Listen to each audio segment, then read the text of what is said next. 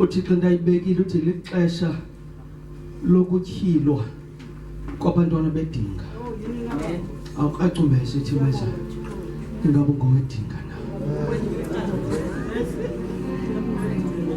Wacenza umese ethi manje ingabe ngowedinga na.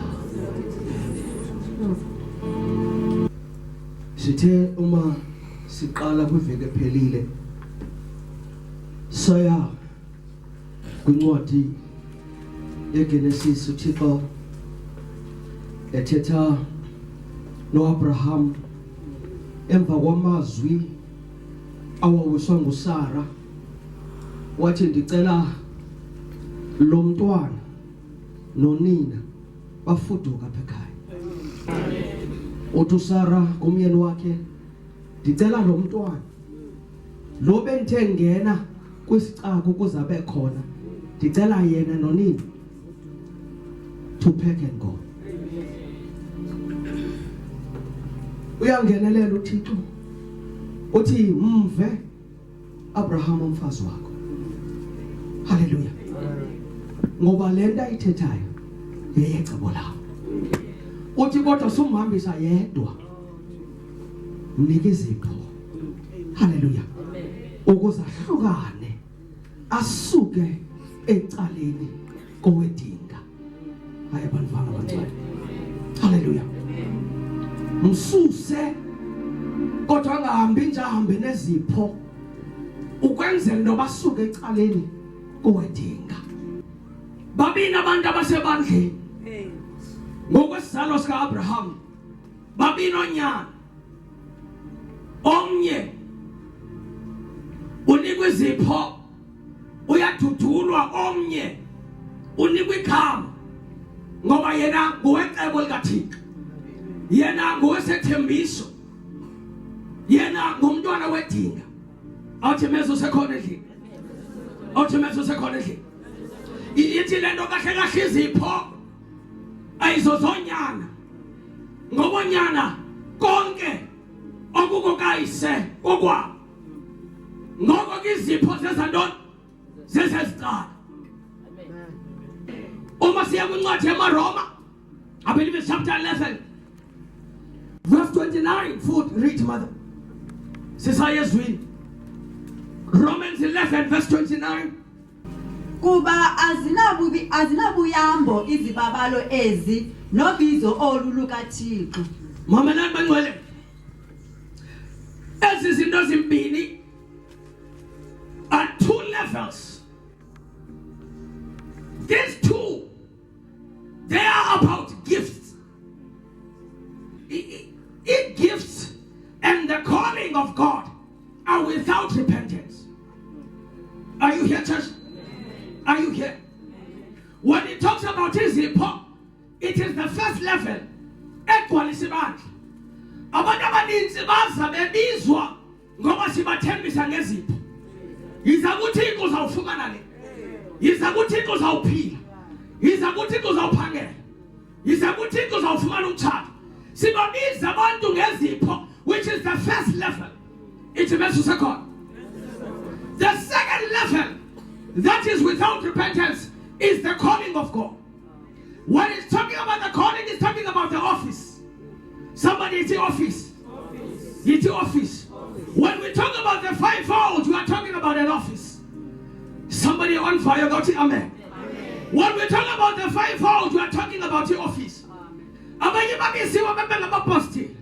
Abanye babe ngabaprofeti, abanye babe ngabavangeli. Kodwa uma uya kwincwadi ye 1 Corinthians, I believe it's chapter 12 verse 1. It is izipho zikamoya.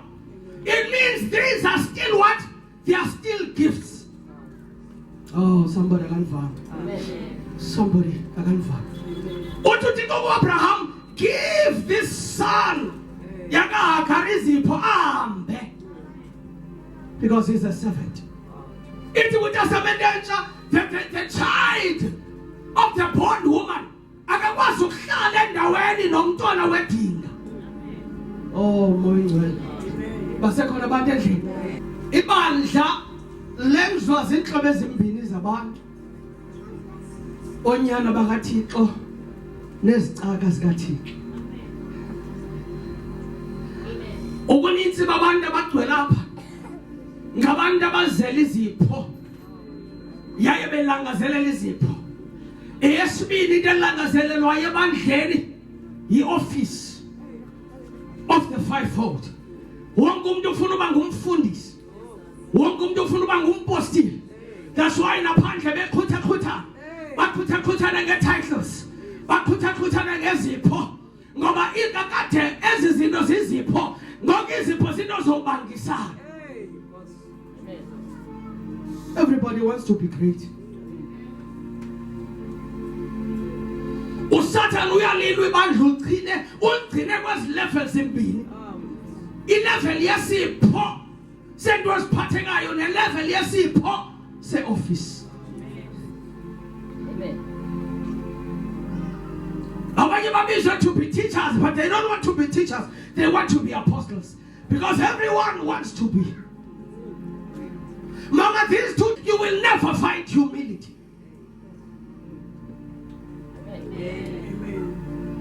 Ngoba ubani khona ihumility bese ngazovula amabandla amaninzi kangaka bengizavuma uyogoba phansi komfundisi olapha next door and serve under him. Amen. Hello. Amen. Hello. Uba kanti there was humility in these two levels, bengizawuhamba ndiyogoba ndilivale ibandla ndiyonikela komnye umuntu. But there is no humility. Hallelujah. Wonke umuntu ufuna uthetha unothanda, enza unothanda endaweni ayibiza ukuthi yakhe, ngoba ilento kahle lekuthiwa libandla. Kunomahluko mama phakathi kwendlu kaThixo nebandla. Amen. Abantu abaphosisa into bethi kugcwele amabandla, kodwa kunqabe indlu kaThixo. Uyasuzanga ncwine ngebandla, kodwa wancina ngendlu kaThixo.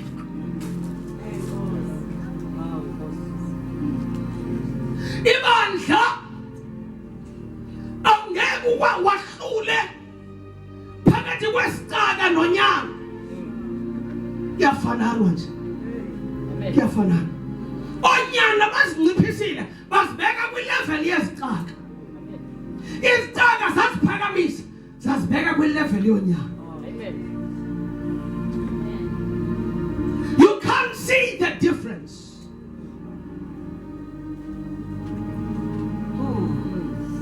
Indlu kaThixo yenzelwa onyana bakaThixo. Ibandla inhlanganisela athi uThixo xa ethetha ziyeke zikhule zonke kwawuvunwa ngomhla wokugqibela. Ziyeke zikhule zonke. Ibandla uthetha ngebandla ziyeke sawuvuna ekugqibeleni. I'll send my angels. Zawufika zahlule. Sinengxaki ebandleni, ayikho inguquko, into ekhoyo insindiso.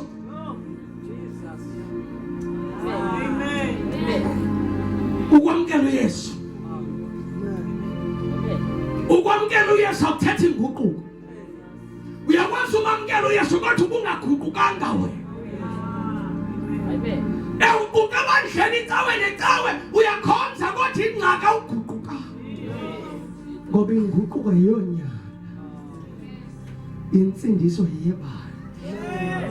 Amen. Inguquko yeyendlu kaThixo, yeyonyana bakaThixo, kodwa insindiso yeyebandla. Nangoku baninzi apha bathi basindisiwe kodwa basesembulweni. Baninzi bagcwele endlu kodwa basadla isono. Baninzi bagcwele indlu kodwa basojijisana nokunikela kuThixo. Ngoba mama sadilishana nebandla. Kanti kwexesha singene kulo sizoxoxa, sizohlukanisa indlu kaThixo nebandla. Ayilobandla kodwa yindlu kaThixo. Uzawunyanzeleka bangcwele uzazi umephi, ingaba ungumzalwane okanye ungunyana kaThixo. Sixakene nabazalwane kwezizwe, sixakene nabazalwane. bathi basindisiwe kodwa sawujonga indlela zabo asibone bunyama sikhangene nabefundisi benza izimanga imini nobusuku kodwa ingxaki esiyibonayo ukuthi sibamangalela bengenatyala. Oh tata waPeter lithi izwi the gifts and the calling are without repentance. It's not in your power ukummangalela umuntu obiziweyo ngoba kuThixo ayinamkhethe angasebenza nabani na angapha nabani na izipho. That's why abaquqa phakathi kwamanzi benonto ezinkulu size thina abantu abahleli kuThixo singenandi size simangala ukuthi uThixo unjani kodwa icebo likaThixo lithi his gifts and his calling are without repentance. Anyone can wake up and preach the word. Ayongxaki yakho le. Yaya unalungelo lobavalela. Uthi uYesu kuziwa kuye kuthiwa naba aphezantsi apha bashumayela nabo. Uthini ko? Ayeke. Bungubani wena? Cingifana uzawuma phambi kwenceko. Uthi wena kwezinto uzenzayo awunalungelo. Bangcwele ixesha likho lokuhoyana nenceko ezenza amasikizi phakathi nebandla. Alisekho ixesha lixesha ngoku lokuvusa remnant yonyana. Hayi Nkosi yami uthi omnye umama ndiyamangala xa ndibona ibandla ligcwele ndiyazibuza uba kwenziwani ngoba iselo xesha lokugcwala kwendawo kodwa lixesha legcuntswana. Glory to Jesus. Ungamangaliswa ligcuntswana ucinga akekho uThixo apho. Indlu kaThixo leyo ingaba negcuntswana yindlu kaThixo ngoba ihlwele zifuna ibandla apho sizawuphila into eziyithandayo singamangalelwa lizwi.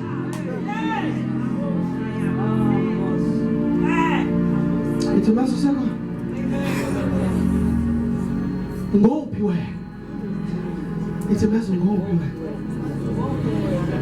Ngunyana okanye usisicala mamelani bancane masiyeke nochithe ixesha kesicala. Uthi uThixo xa thetha ngoFaro uthi yintoni kuwe kuba kanti this is what I ordained ngobomi bakhe, which means noba ungamguqula uFaro ngeke aguquke. Ugqityelwe lizulu bawo lo uzawuqinisa inhloko kude kuyova. Why bother? Mama asikhangele onyana asibaleke lo mdyarho nonyana. Where are the sons of God? I say where are the sons of God? Alisekho ixesha uhamba nemfumba yabantu ngoba ikwangaba bafele entlanga.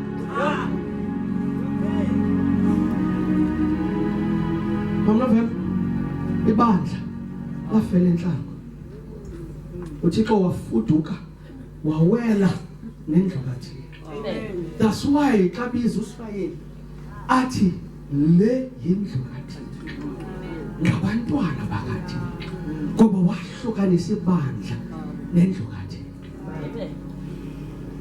Bangcwele andithi kuni izicaka inciko zikaThixo ziye ezulwini indve kakuhle. Haleluya. Kodwa kunento eligxininisayo izwi likaThixo lithi aba uzawunyanzeleka kuqala bona nomsebenzi wabo badluliswe emlilweni. Amen. Isekhona ibandla. Bona nanto uthi umama ndoyika into ngoba kuthiwa aba bazawuphendula kangaka. Ngoba ingxaki uthi omnye umfundisi ndimamele khumsha uthi thina sishumayela ivangeli elalishunyayela okanye zayibiza kanjani uthi sishumayela ivangeli likaKristu, which means the gospel of Christ, but we're not preaching the gospel that Christ preached. Amen. Sishumayela ivangeli likaKristu kodwa sishumayela ivangeli belishunyayelwa uKristu. uKristu ebezovusa onyana bakaThixo. Amen. Hallelujah. Amen. Hallelujah. That's why namhlanje mama uDluthu singenabo abantu abaguqukayo, abantu abagcwele lapha enkonzweni kwelixesha mama basindisiwe, abo bayamkela insindiso kodwa abaguqukayo. Ngoba for a long time sishumayele ivangeli likaKristu kodwa salishumayela ivangeli elishunyayelwa uKristu. Ewe sikota amavesi right kodwa injongo ayikokuze inguquko. Amen. Kodwa kugcwalisa ibandla kabazalwane. Amen. Ayiwancipho amen. Amen. Kugcwalisa ibandla ngantoni? Not ngonyaka. Hayi ngonyaka. Hayi ngonyaka. Bangcwele kufikele ixa. Yaye linguku. Kumele uzazi ukuthi lo Thixo umkholelwayo lo mkhonzayo uyintoni kuwo. Amen.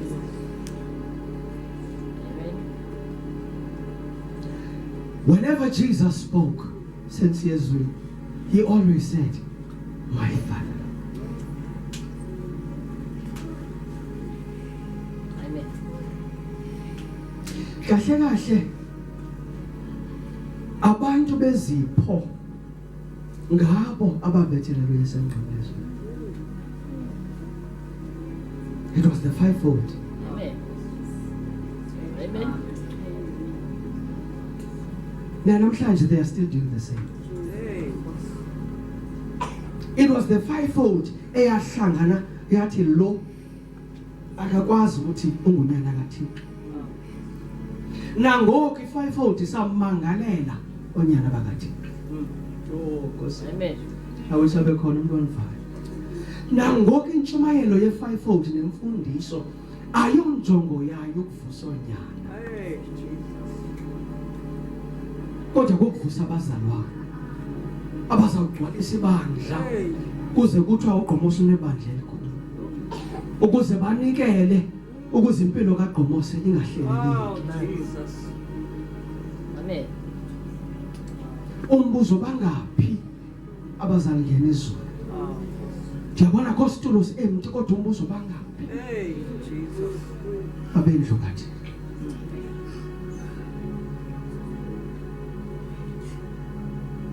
Incwadi kaYohane isahluko sesibhozo isahluko ngamashumi 35. Ikhoboka ke alihlali endlwini ngonaphakade, ngunyana ohlala ngonaphakade. Isixhosa story.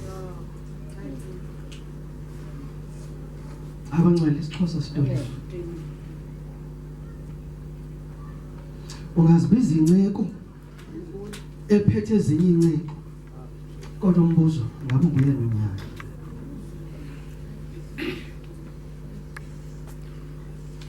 Ngoba phambi koThixo zizawuhlutyulwa zonke itayitile, zonke izipho. Umbuzo ingaba uzawuvela uze na?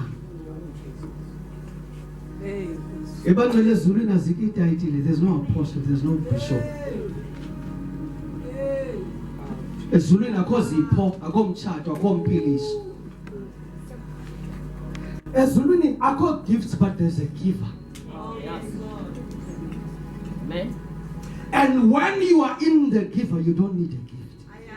Oh, bangcwele. Oh, bangcwele. Oh, bangcwele. Kawumi phambi komdala wentsuku. Awusabali iminyaka. Kodwa ubomi bakho bugqibelele. Ngoba impilo yakho ayibalwa ngeminyaka. kodwa ibalwa ngobukhona bakhe empilweni yakho. Ayibona khona ibandla.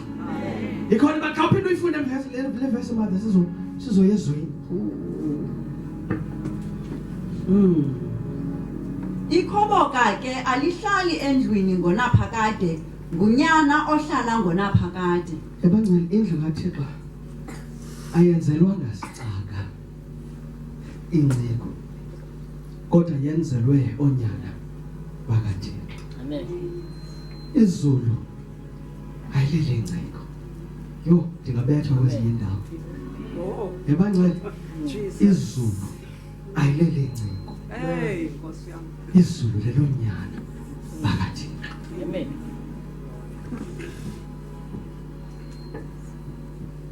Kodwa ba usebenza nje awujonganga into yoba ingaba bayakheka nonyana, ingaba nami ndinguye nonyana. Uzawuthi sowusebenze kangaka suka umsebenzi wakho uphalale njengamanzi, ngoba yona njongo yakho ibikukwakha ibandla, hayi indlu kaThixo.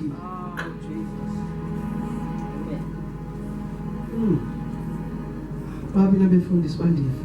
Hey, my friend. Look.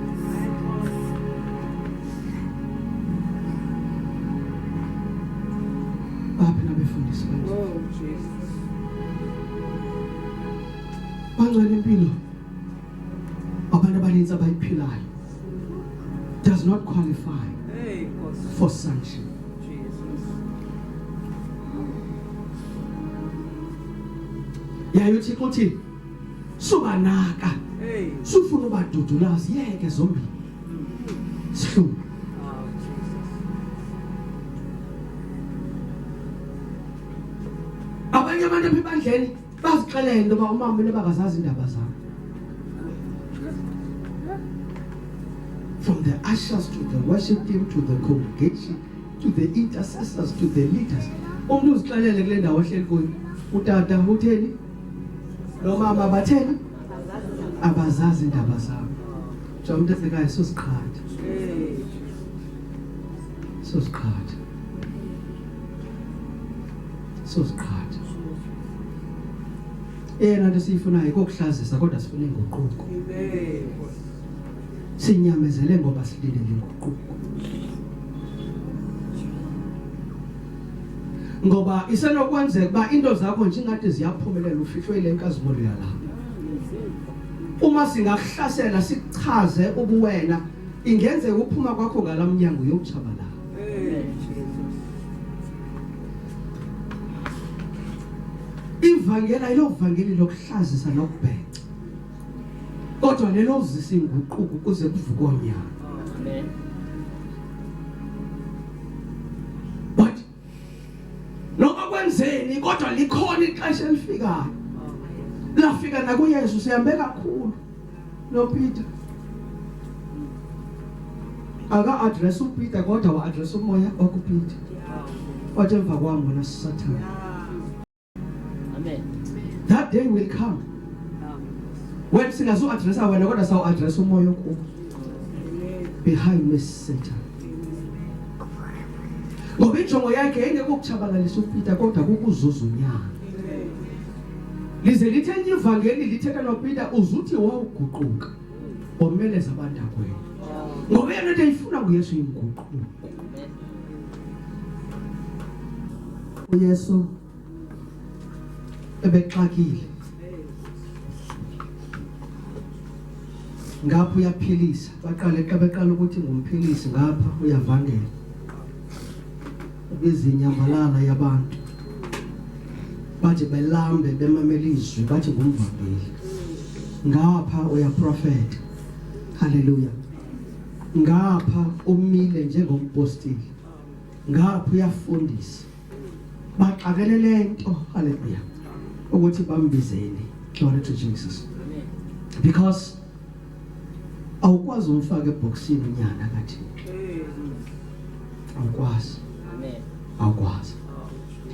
But apho ndiyakhona uYesu uyanibangaza, uyaprofeta uthi lo mnquba ndizawudilisa emva kweentsuku ezintathu ndiwakhe kabutsha. abantu bakamoya bazanifumana yaye banifumana ngokukhawuleza ngoba ngifuna ukuyishumayela lena ngifuna ukuyifundisa uYesu bazali bami ebechitha ibandla esakhe indlu kaThixo uthi in 3 days sachitha ibandla lakhe indlu kaThixo when he rose from the dead bengavukela ibandla kodwa bevukela unyana nendlu kaThixo. Are you still here, saints? Are you still here?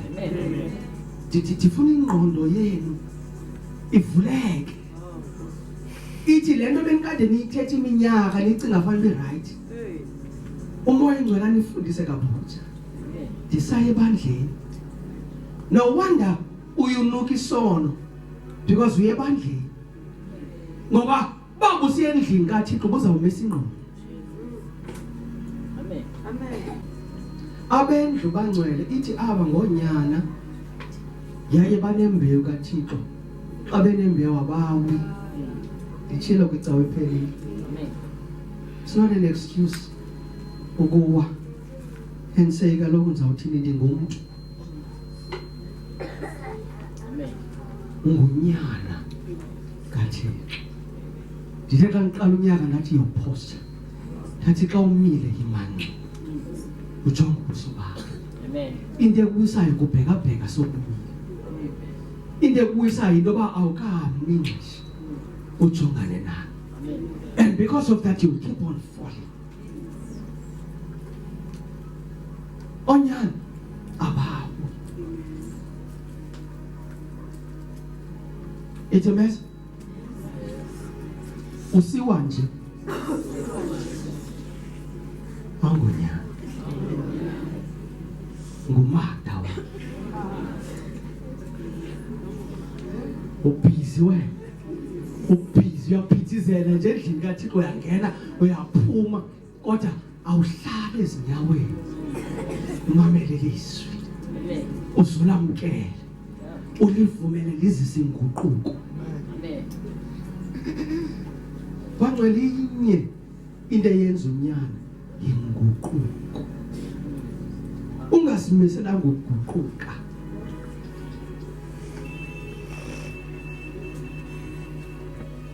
Yahlalisa. Yayisawuhamba thina nawe ngathi asikuboni. Kuba lo seyazihamba nesicala. Ahlabelele tata kaMandi pha ku worship team kanti ukhapha thina ukhapha onyana. Hlabela wena. Asharisha wena uasharisha onyana. Khuthala. Qoqozela ukhapha onyana. Sayeka ngoku besigxothana nabantu. Iza ulile kakhulu. Uvuka ungaguquka ukhaphe thina. Kwenza mandithi xa kuhlabelele abe khona lo mbhekishayo. Kodwa ingxaki izulu livonyana.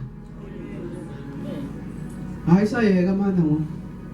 Nabawileyo ngoba sabakhuphela ngaphandle bakahlala. Bakahlala. Ngoba ukhaphe thina. Hallelujah.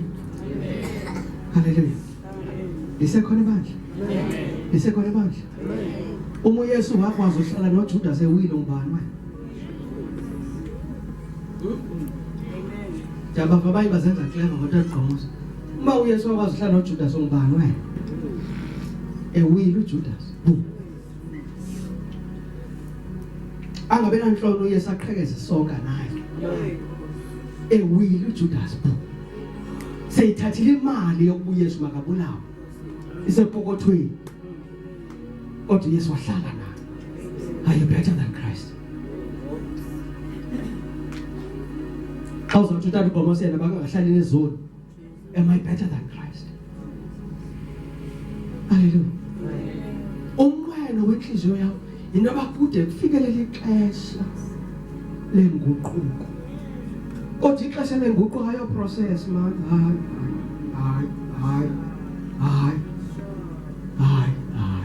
Ithi meza hayi ndiyaqala. Hayi ayo process. Inguquko. Ukwamkela izwi namhlanje. uguquke ngoku umvumela uThixo enze umsebenzi ngokwakhe ngoba as long as uyenza iprocess lento uyenza ungathi semandleni wakho Yeah. ngithi meza ngiyasazi nami isono semnandi hayi le ntshumayelo kumonye ushumayela komnye akushumayeli mina ushumayela linomnye komnye ithi meza ngiyasazi isono semnandi wayigqibezela uma neziphumo zimnandi ebancane bangathi kuyadlala kodwa khona pho siyakhona Amen. yayisilindele ezonweni Amen. silindele ezonweni yayelithi izwi zizawutyhila incwadi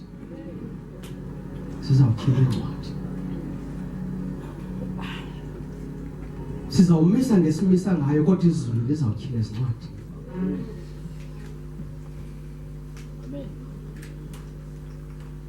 bethe no-keyboard angakwazi udlala le ntshumayelo awukenene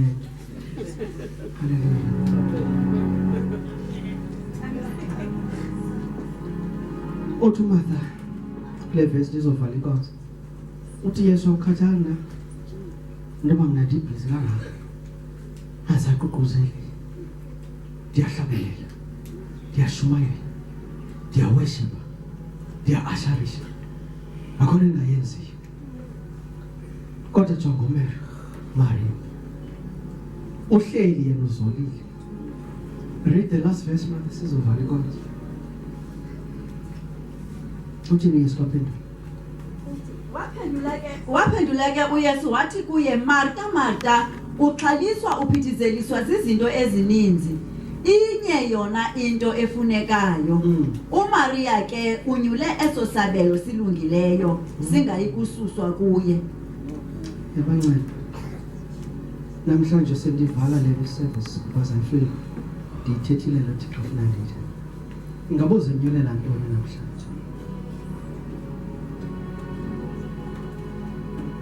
ingabuze nyulela ukuhlala ezinyaweni zikaKristu uvizwe lakhe ulamkele uvumele lenze inguquko ngaphakathi kwakho okanye nje uvuyela uma nophuma ungena ebandleni ubalwa nawe ukuthi ngose life yaye uyazi futhi ukuthi ngemini yokugqibela mhla walala uzongcwatywa ngumfundisi uGqomosi noma uMgqomosi asinangxaki ngoba abaninzi nabangekho apha ebandleni esibangcwabileyo ayongxaki leyo kodwa ingxaki ayinto esiyithunywayo sithunyelwe ukuvuswa nyana bakaThixo ayisheshe Amen. uzaba nguMartha kude kube nini haleluya Amen. abanye Martha bathi bathiseke mamnokonyana bathi ngathi akandinike mic andive kanti ungxamela ukucaka kanxamelanga kunyana ngxamele nje ugqirheza aveze imibane ngentshumayelo kodwa yena kuqala sadinga inguquko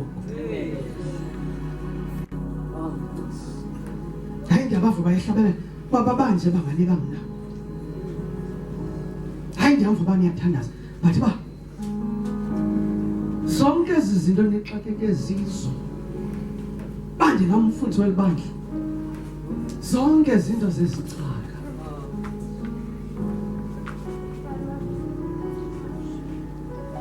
you are created to be more hayi ndithi bangcwele you are created to be more Amen. more than a servant Amen. you were created to be a son Amen. masenza umuntu ayozawukhonza bese sicaka kodwa umfanekiso nomfuziselo wethu Amen. to be a son in God's image filled with the spirit of sonship that cries out Abba Father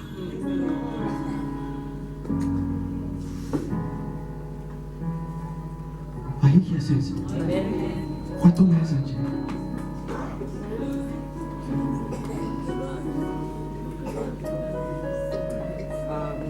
itudalelwa okukhulu wena bame ngesandla ume naye ngenyama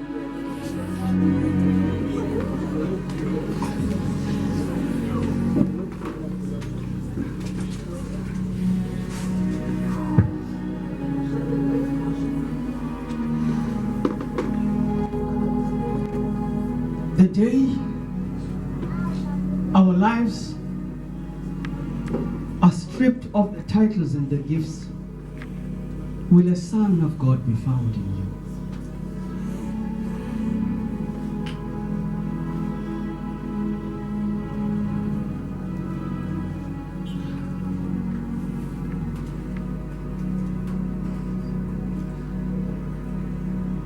Yabangcwele,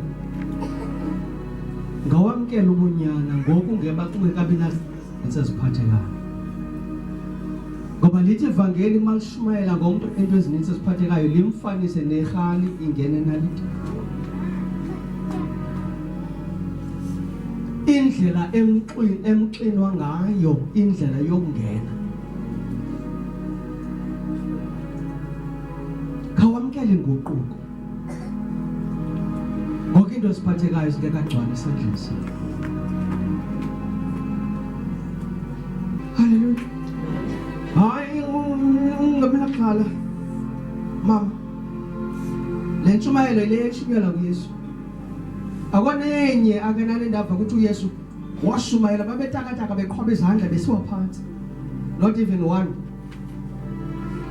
Akonenye ungaye kwigospel zonke. Akonenye indawo endava kuthiwa yo indlela babesikelele ngayo babeqhwaba izandla bevuya. This is the same reason uYesu wayengasikelelwa na impiliso seyiphuma ezandleni zakhe. Athi uzungaxeleli umuntu ngale nto. Because kuya ayimvuyisi. Ngoba impiliso sisipho. Kodwa yona nto ayifunayo ngunyana. Ngunyana. Kodwa umfo xa ethetha athi ba ungazinikwa zonke izinto uzifunayo. Ungaphinda ukwazi umkhonza uThixo.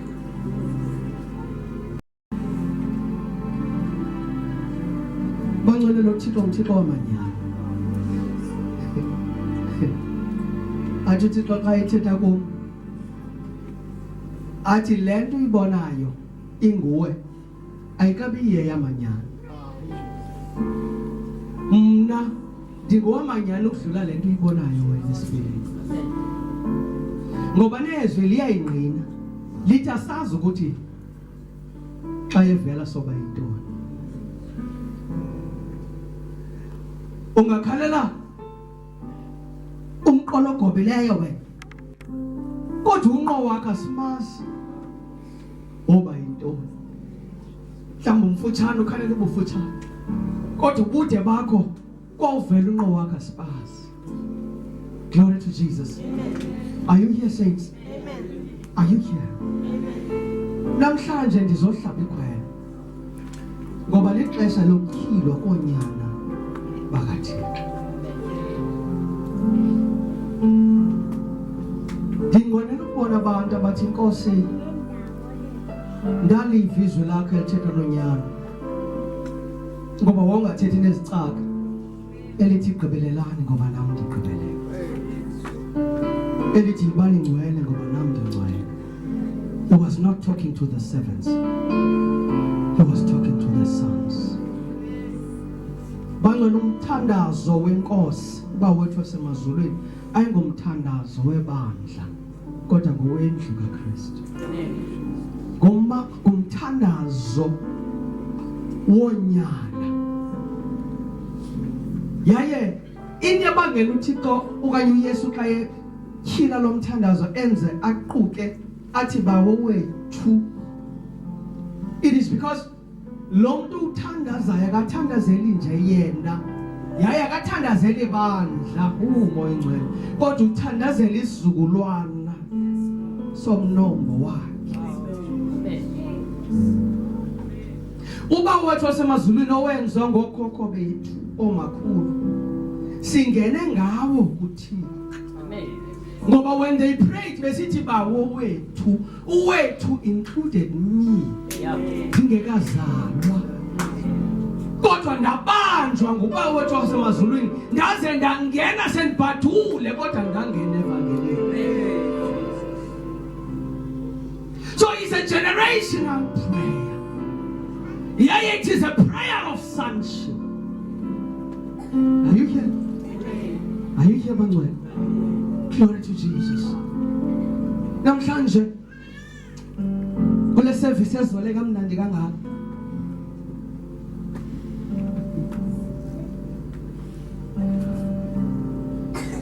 Ingaba uba ngahlutyulwa nje konke nalento ibangela into okuqhubeka uze endlini kaThixo ihluthwe nje, ingaba ngasala unyana kaThixo na? If God can take your job, Thixo ahluthe lo grant, ahluthe lo salary, ahluthe lo ndlu, afanise noJob ahluthe abantwana. Ingaba kuzavela unyana kaThixo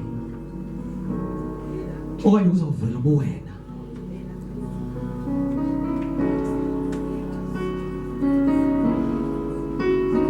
uYesu wenza umzekelo ngendoda eyenza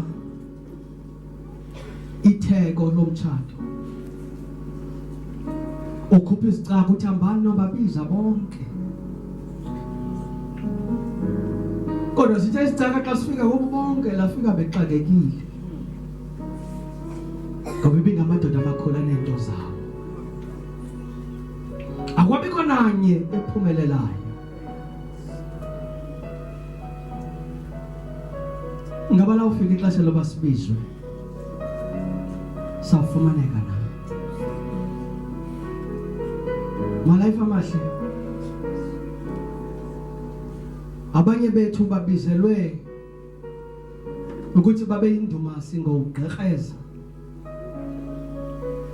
nokwenza imiqondiso.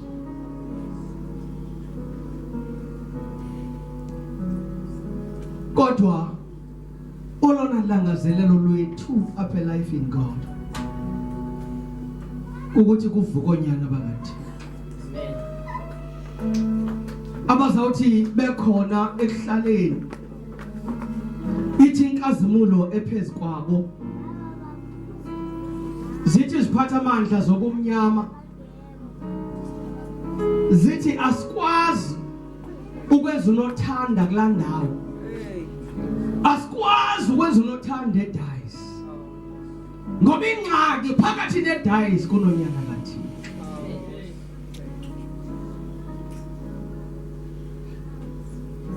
Oh my God. Oh my God. Asikwazi ukwenza noma kanjani eDuncan Village because phakathi neDuncan Village kunonyana kathi. When uYesu ephendula uSathane sendiyeke mama uSathana emlinga uthi ekumele ndiyakwenza kukumkhonza uThixo. Eligama esingesini lithi serve, but the original word is not serve, it is worship. Uthi ekumele ndiyakwenza mna is to worship. If even you go to the Greek dictionary, the word serve elivela phenduleni kaYesu alifani negama elithi serve elivela kwezinye indawo, because when he said serve elakhe lithi to worship.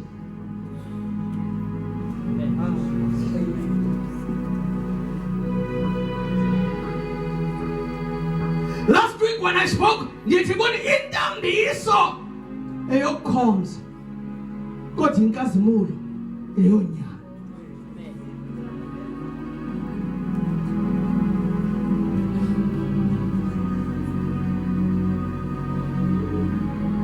Onyana bembathiswe ukukhabelela kukaKristu.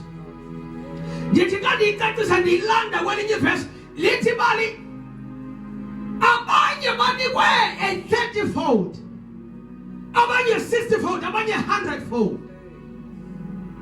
Kodwa ingathi ungalangazelela ukufumana a 100-fold, because when ugcwalisiwe the anointing is there, But you are not measured by the anointing, you are measured by His glory. Amen. Ah, Jesus. That's why uYesu zange abe nangxaki yokufunda xa bemtyhilela izwi. It was not Jesus, it was His turn.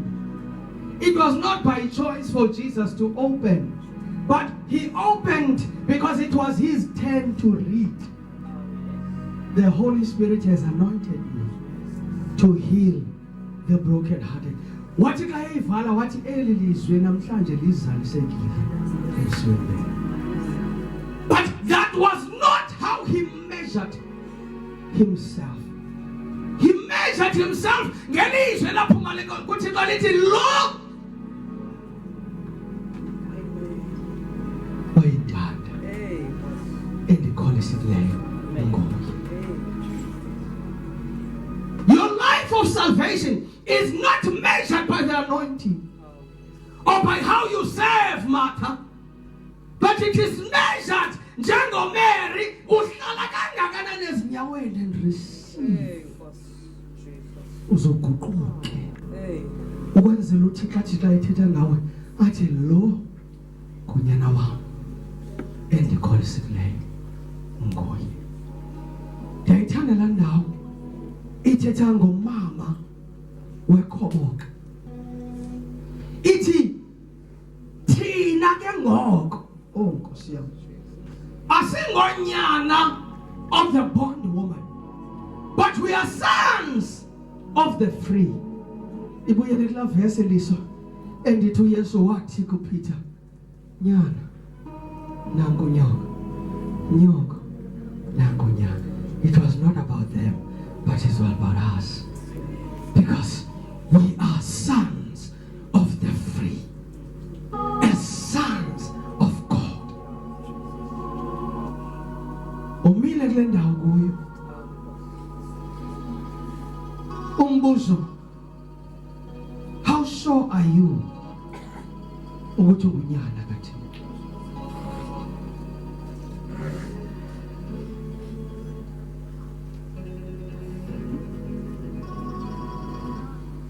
Uma ngalomzuzu ungaqikeleka, unesiqiniseko esingakanani ukuthi ingcango zezulu zawuvulwa kuthiwa welcome home my beloved son, Ah, Jesus. well done.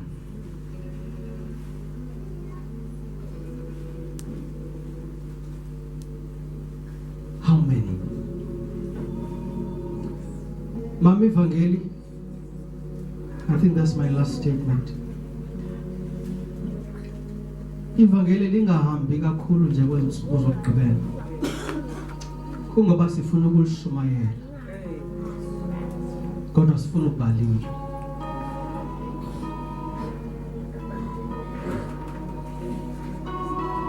Omnyamangala lento ibhalwe apha basa.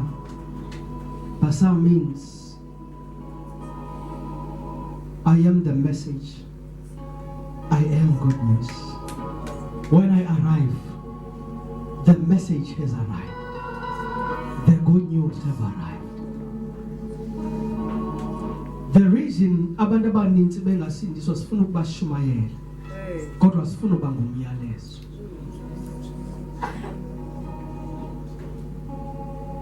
Kweli xesha sikulo lokugqwitha kukaSathane, abantu abaninzi abalindele ukuthi basindiswe bawusindiswa ngokubona wena ungumyalezo, Hey. hayi ngoba wena ubamemele enkonzweni. Ah, Amen.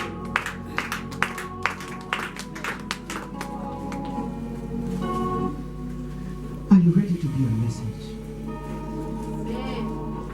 Do you want to really be a son of God?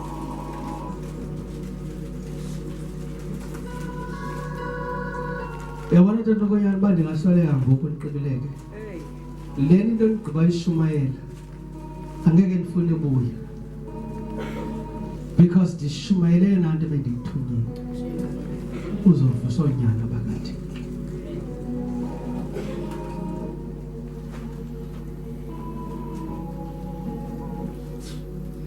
Can we lift our hands just now?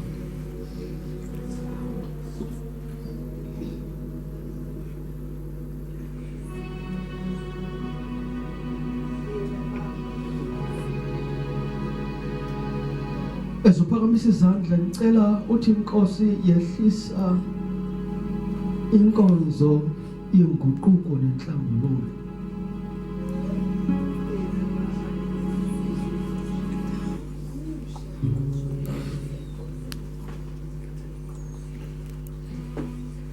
Ukuze kusuke ubucaka kuvele onyana ngathi.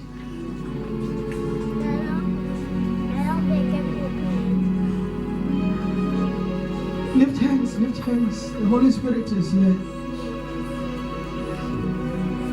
Vula umlomo wakho, umoya njalo khona. Inkosi yehlisa amandla enguquko.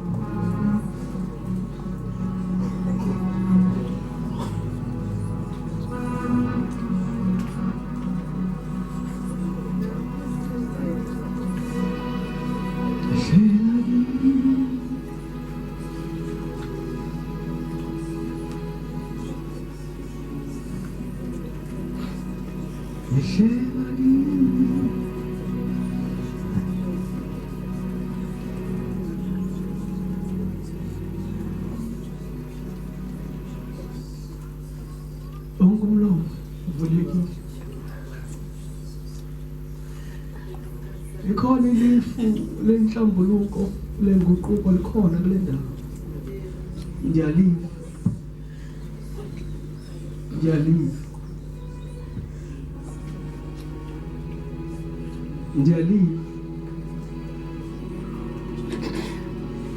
Lift up your voice and pray.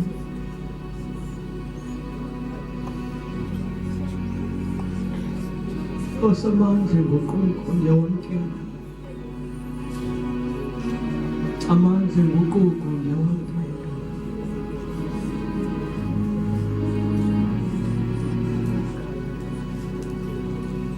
Ngiyahlambulula Thixo. Ndingumuntu andenzi kakuhle.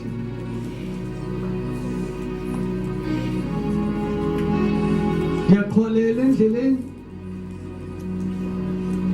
kodwa wena andiyeke ukuhlalwa intetho yakhe ethi gqibelela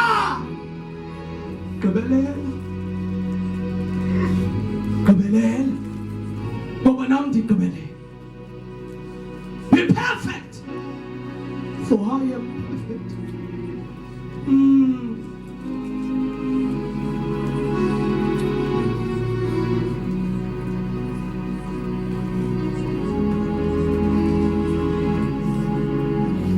Labo bafuna ukungena kule nkonzo ngomoya nangenyaniso babaleke baze ngaphambili.